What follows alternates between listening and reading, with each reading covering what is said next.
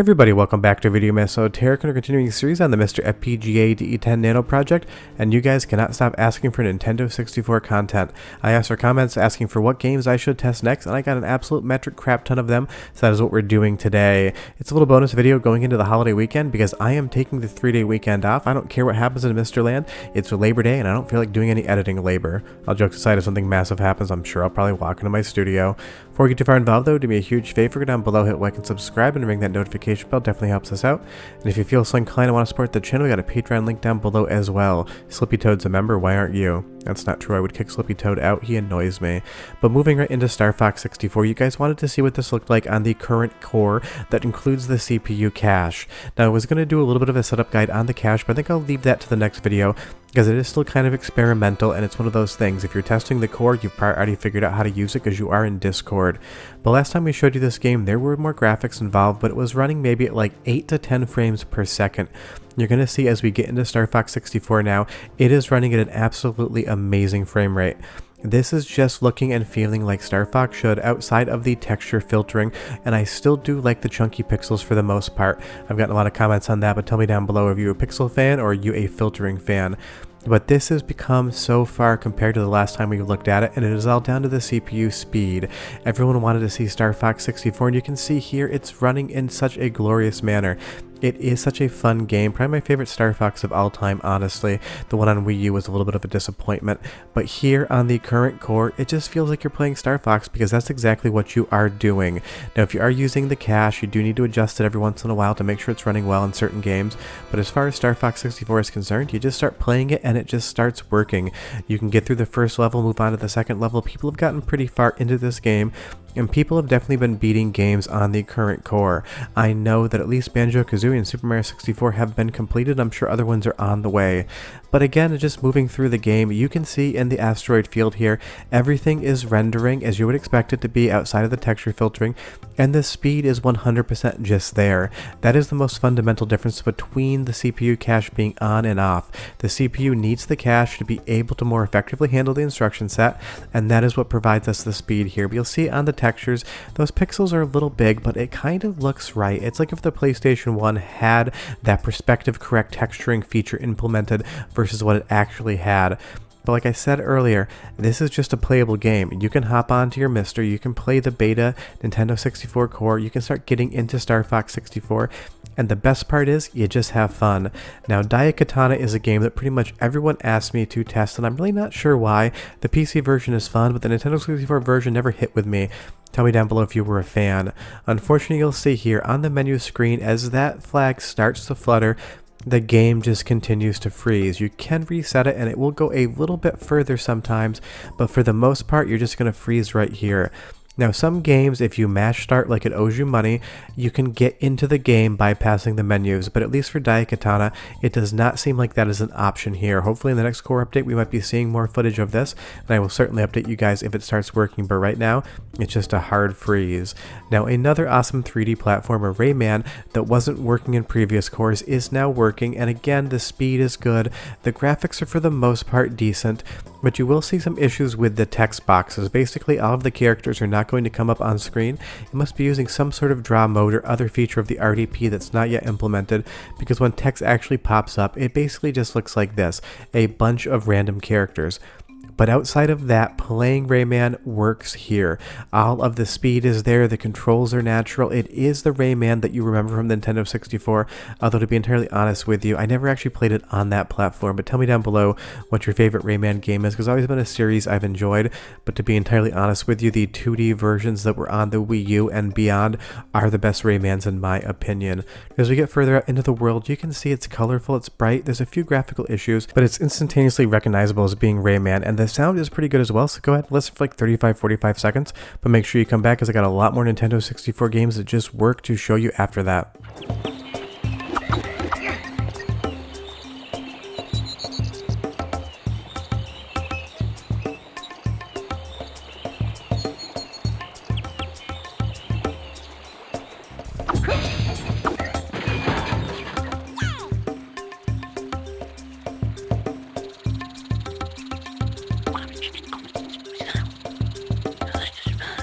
I can't say that the Rayman soundtrack has ever been my favorite, but it does sound pretty good there. There might be a little bit of distortion or a little bit of wibbliness. That's the word I use when the audio kind of speeds up or slows down.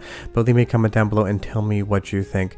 But again, it's so much fun to see something like this running on the core. It barely functioned before. Now not only is it working, but it's working at a proper speed. Just has a little bit of graphical issues here and there, but as the RDP chip gets implemented more within the MiSTer core, you're going to see games just start to see improvements. I'm sure the next time we see this game, it's going to be looking pretty close to perfect. Now, a game that everybody asks for is Fighting Force, and I do remember playing this back in the day, and it's probably been like 10 years or so since I played it. Honestly, if I'm going to be playing a 3D beat-em-up on this generation console, I'm going straight to Die Hard Arcade because that is so much better than Fighting Force. That's not a knock against this game, it is a ton of fun, but only one of them is based on Die Hard, and that's the one I'm going for. And in all reality, that game is not at all based on Die Hard, they just use the license. But this is running at a decent speed. It doesn't feel perfect, but the graphics look really good. Obviously, again, we don't have the texture filtering, but this is a situation in which I actually prefer the look of this over the filtered version because the pixels are not huge. You see there on that stop sign, you can detect them as being pixels, same as the roadway here, but they're not so big as to be distracting. And I think compared to the blurriness of the texture filtering, this is a better benefit. And that's just because on the Nintendo 64, the texture cache was not the largest in the world. To give an example, the 3DO M2, a console that never released, that was developed at the same time, had 8 times the texture cache compared to the Nintendo 64. It was just a little bit of a design thing where Nintendo had a very small cache and they used filtering to cover that up and make everything look smooth. But I think here's a great example of where not having that filtering applied over the top of the image actually benefits the game. And that's really interesting. People have been going back and forth in comments talking about filtering versus not filtering, and it is interesting to see. Now, unfortunately, in this game, once you get through the first level and you move on to the next stage, you're going to see that it starts to load, but it just freezes right here. So you can start playing Fighting Force, but you're definitely going to encounter some freezing, so don't expect to finish the game quite yet. Now, a game that a lot of people requested, and I was surprised pleasantly so, and that's going to be Gex Enter the Gecko. Now, I fully admit this is not anywhere near the glory that is Super Mario 64 or Banjo-Kazooie, but I love this game back in the day. Anything Gex that I could play, I was 100% going to pick up, and I still do really enjoy the game, even though I do admit that it's like a B- tier platformer on the Nintendo 64. And interestingly, with the cache applied here, you're going to see a lot of speed ramping. The games are going to speed up and slow down and speed up and slow down, but I do remember on the original cartridge there was a little bit of that as well. And interestingly, when I give you a sample of the audio on this one, listen to it because you're going to hear the soundtrack kind of catch up to itself and then lag behind. Some games with the sound seem to really be tied to the CPU speed, where other games seem to not really mind whatsoever. But I do love the comedy nature of this game, just getting anvils dropped on you. Every level is themed like a different movie or cartoon, and it just does have a lot of charm. Like I said, it's not a perfect game, and it's definitely one that you can have a lot of fun with on the current core. And there didn't seem to be any freezing going on whatsoever, so it seems like you could probably get relatively far into it. Just be aware there is no saving on the current core. It might look like you could, but it's going to purge it on a reboot, so just don't try to save your game and come back. It's not going to work. But here's that soundtrack sample. Listen for the ramping, and I'll be right back.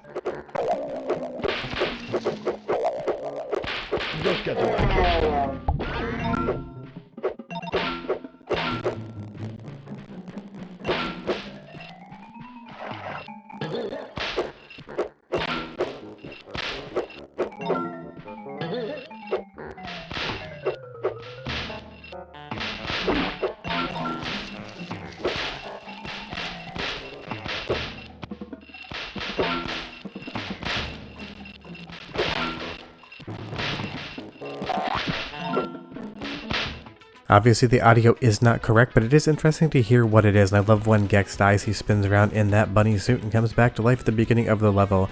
Now, of course, everyone asked to see Doom 64. Last time I showed it to you, there was barely anything to see whatsoever, and it instantaneously froze in-game.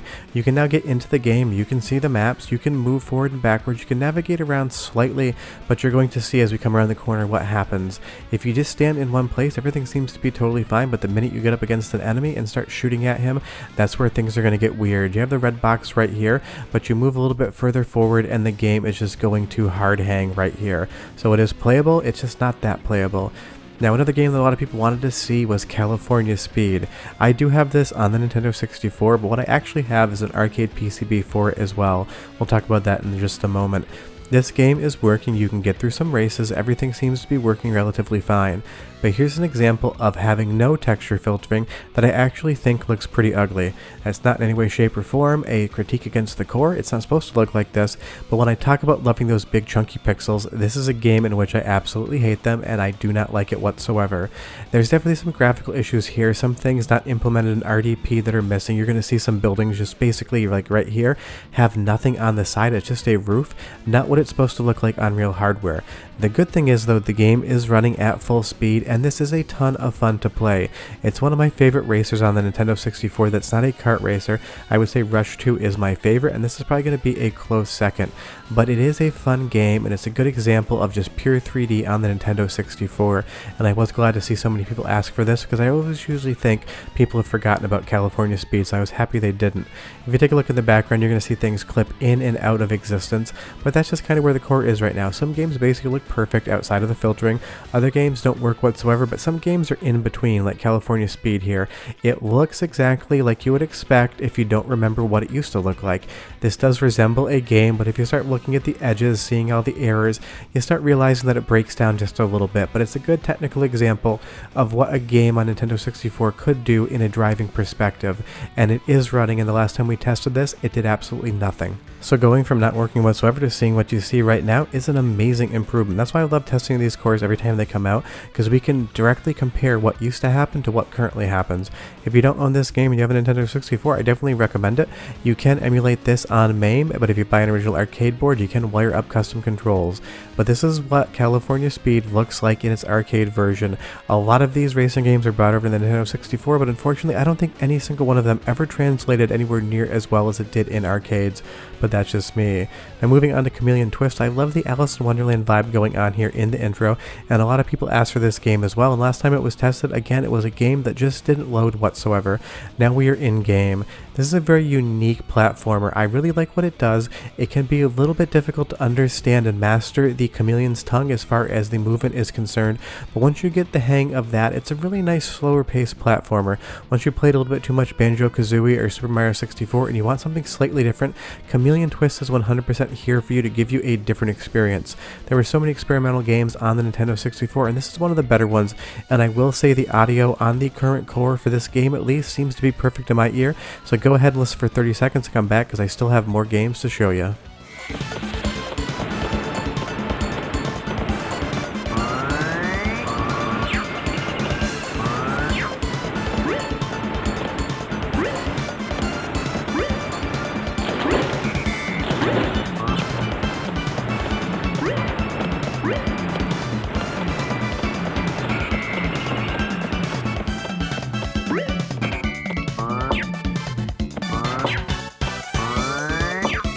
Really good soundtrack, and it sounds really good here as well, and that's the fun part about checking these cores out. I love the sound as much as I love the visuals, and sound is something that you really do remember. Maybe you don't remember Chameleon Twist as much as you think you do, but you might remember one of the songs, and hearing things and having that nostalgia come over you as important, if not more so, than being able to see and play the actual game. There's so many games that I still hum the music for that I probably don't remember the game very well whatsoever, so that's why I love giving you all these audio examples, not just from a technical perspective, but also you're probably going to remember it, it's probably going to jog that memory for you.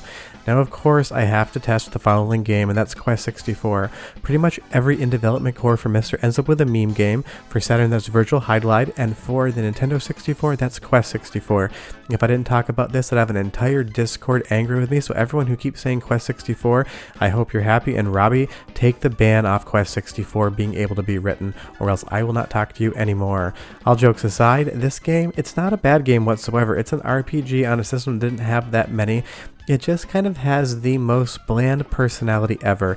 It's basically like the vanilla ice cream of a role-playing game, which isn't to say it's bad. Vanilla is actually my favorite flavor of ice cream, but it just doesn't have enough here to maybe warrant me absolutely loving it. But as far as the performance is concerned, it used to not work whatsoever. Even with save states, you could see basically one frame of the game drop before it froze. Now you can play the game. Whether or not you should is totally up to you. And I do love this path at the beginning of the game. They make you walk for like 45 seconds seeing nothing nothing just to get to another door. It's like the game is basically taunting you. But again, it's another game that runs full speed with the cache. It went from not loading whatsoever to loading in with cache, as you see it here, and that is a huge improvement. It's so much fun to see a game go from nothing to this in one single core update, and it's fun. I mean, you see a little bit of weirdness in the graphics, this pink background of the text there, a lot of those things, that's not supposed to be in the game, like that compass with the pink thing right there. You're not supposed to see that, but that's about all there is to say in the negative about Quest 64, outside of it actually being Quest 64. I'm kidding, there's no such thing as a completely bad game. Quest 64 has charm, and there's a lot of people that are going to be very happy that they can play it. And I will say that I will give it credit. The environments when you go inside look quite nice. There's a lot of charm and character put into this game, and it's one of those things. The Nintendo 64 doesn't have a ton of RPGs to play, so you get what you get, and Quest 64 is one of those. Definitely not going to beat Majora's Mask or Ocarina of Time anytime soon, and those aren't even really RPGs to me. They're more action games that have some light RPG elements with the story in there. But if you want to play Quest 64 on the current core, you can 100% go talk to this old man now. Now, another game that's just working that a lot of people ask for, and I was actually surprised, is Tetrisphere. Don't get me wrong, I love a good game of Tetris like anybody else. I've got the Grandmaster on the Type X2, but I don't really play too much Tetrisphere. But I was surprised to hear how many people really did enjoy this game. It's one of those things, apparently a lot of people must have had it back in the day and were curious whether or not it works, and you can clearly tell right now it is 100% working. Now, the tunnel that's going in the background has some of the biggest pixels I've seen on the current core, but honestly, I think it works for this game. Now, sometimes you see gigantic pixels and it doesn't really work like California Speed, but in Tetrisphere here, it has a certain vibe, but of course, if we had texture filtering, that would be all smooth and it would be way more of a futuristic kind of trippy look. But if you want to play Tetrisphere on the current core, just go ahead and do it. It's one of those games that's running full speed because obviously it's not really doing much to tax the CPU hardware on the Nintendo 64. It is weird to see Tetris on a sphere. It's not what I'm used to, and I'm not very good at it, but hey, it's Tetris, and it's here, and you can play it.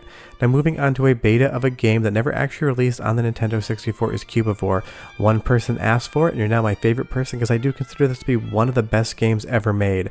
Unfortunately, it's looking for a certain pack, and it gives an error and won't start the game, but the soundtrack here is pure perfection. It's one of my favorite tracks of all time.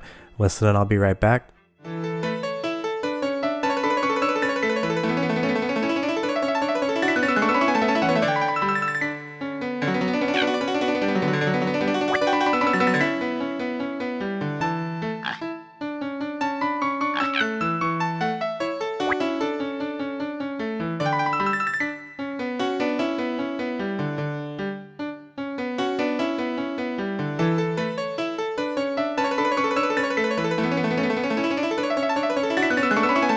Honestly, I think that might be the single best piece of video game music ever written for the Nintendo 64, but leave me a comment down below and tell me what your favorite track from a Nintendo 64 game is, because I'm sure I'm going to hear a lot of different results. Now, moving on to a personal favorite of mine is Shadowgate 64. This is not a fast game, it is not a action game, but it is a very intriguing game, and it seems to be wholly unique in the Nintendo 64 library. It didn't used to work whatsoever, it would barely even get to the menu screen, but now we are in-game, and this is a situation where I think the texture filtering would benefit. There's not a lot of color in Shadowgate, and those pixels kind of have a little bit of a rough edge to them, especially this straw right here. So this is an instance in which I think that the texture filtering actually does improve the look of a game. And if you've never played Shadowgate before, it is a very intriguing game, and one that you probably haven't played in a very long time stylistically wise. It is just such a fun game that's completely different than the rest of the Nintendo 64 library. It's a first-person RPG adventure game with a lot of different puzzle elements. It almost feels like Resident Evil without the zombies in spots. There's so many different things to do, different things to see, a whole inventory management system, items to collect, and it's just a unique time all around. And I'm so excited to replay this game once the core is finished, because it's probably been 10 years since I played this. I do own an original Nintendo 64 cartridge complete, but I love seeing it on MiSTer here. Even the intro, you take the bone from the piece of meat that your jailer gave you, and then you're able to pry up a hatch in your cell with that bone to escape and basically start the game proper. It's a very inventive, very creative game, and a lot of the things you use in your inventory almost feels like a point-and-click adventure game, except in real time, so 10 out of 10 recommend, definitely give it a shot. Now another game that got a lot of requests is Wonder Project J2, and I will say that I've never really played that much of this game. I've tried to play a lot of it a lot of times, but I basically put 20 minutes in and get sidetracked and don't come back for years. What I really love about this game is the visual styling. It's pretty much unlike anything else you're going to see on the Nintendo 64. I think the closest game that it reminds me of is going to be Paper Mario. But it has such a unique art style, and it's doing graphics on screen in such a different manner than pretty much every other example we've shown you this video so far. It is a really intriguing use case for the MiSTer core. You'll see that there was a little bit of a black block right there, but otherwise everything looks really good. This game is basically 100% going to be in 2D, and it's one of those things. This is a genre you're either going to love or you hate it. Leave me a comment down below and tell me if you played it and what you thought about it, because I do need to actually sit down and play this a little bit more. But you'll see from this screen right here, this is just wholly unique again for the Nintendo 64, just like Shadowgate was in my previous example. There's a little bit of flashing in the text box there, a little bit of graphical corruption, but honestly if I didn't point it out you might not actually notice it. This just looks good, it looks clean, and it looks unique. It basically is like a point-and-click adventure life simulator, and that is not a genre you see much in pretty much any console. The Nintendo 64 definitely got some experimental games, and this is one of them, and that does lead to a lot of questions people have been asking about the Nintendo 64 DD, things like Doshin the Giant being another experimentally weird game. I have absolutely no idea if DD will ever come to the core. I'll let you know when I hear something. But this game, again, just looks great on the current core. Right now, if I just froze the screen, you would have absolutely no idea this was running on FPGA in a work-in-progress core. You might think this was real Nintendo 64 hardware and RGB, or software emulation, and that's the nice thing of some of these visual examples. You can just basically not tell what it's running on. If the Nintendo 64 core does its job correctly, you would have no idea that you're playing it over real hardware, and you definitely know it would be even better if you were just using composite or S-Video on real hardware as well. I do love this bird here. He is just so absurd and so strange and such a weird thing in the game. This game is just weird from start to finish. You will see that as we get a little further in, a little bit more of that graphical corruption comes in. Those little black boxes keep popping up. But this game also has a really unique, interesting, and slightly strange soundtrack as well. So I'm going to give you a little bit of time to listen to that because it is quite intriguing. And I'll come back because I have one more game to show you. But enjoy the soundtrack because it is good.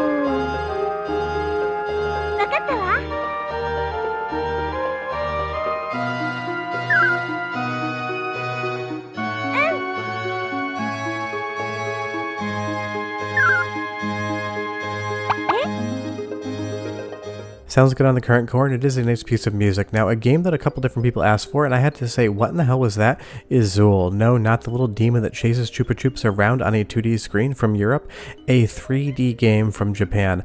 I forgot this existed. I'm surprised people were curious about it, but I try to hit some of those requests, even the deep cut, so you're seeing Zool right now.